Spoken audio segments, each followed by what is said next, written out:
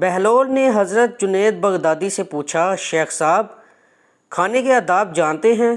کہنے لگے، بسم اللہ کہنا، اپنے سامنے سے کھانا، لقمہ چھوٹا لینا، سیدھے ہاتھ سے کھانا، خوب چبا کر کھانا، دوسروں کے لقمے پر نظر نہ کرنا، اللہ کا ذکر کرنا، الحمدللہ کہنا، اول و آخر ہاتھ دھونا۔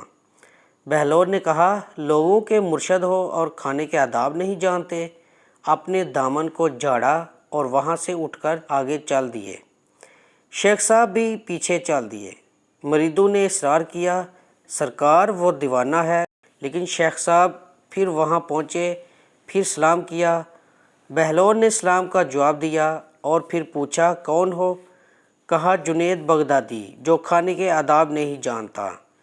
بہلول نے پوچھا، اچھا بولنے کے آداب تو جانتے ہوں گے؟ جی الحمدللہ۔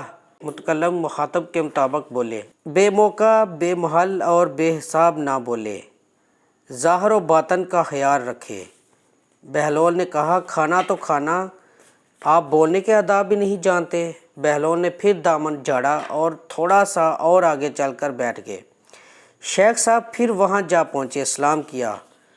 بہلول نے سلام کا جواب دیا، پھر وہی سوال کیا، کون ہو؟ شیخ صاحب نے کہا، جنید بغدادی، جو کھانے اور بولنے کے آداب نہیں جانتا۔ بہلول نے، اچھا سونے کے آداب ہی بتا دیں؟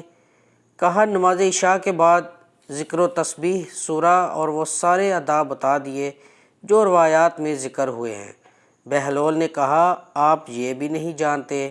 اٹھ کر آگے چلنا ہی چاہتے تھے کہ شیخ صاحب نے دامن پکڑا اور کہا، جب میں نہیں جانتا تو بتانا آپ پر واجب ہے۔ بہلول نے کہا، جو آداب آپ بتا رہے ہیں وہ فرع ہیں اور اصل کچھ اور ہے۔ اصل یہ ہے کہ جو کھا رہے ہیں وہ حلال ہے یا حرام۔ لقمہ حرام کو جتنا بھی آداب سے کھاؤ گے وہ دل میں تاریکی ہی لائے گا، نور و ہدایت نہیں۔ شیخ صاحب نے کہا، جزاک اللہ۔ بہلول نے کہا، کلام میں اصل یہ ہے کہ جو بولو اللہ کی رضا و خوشنودی کے لیے بولو۔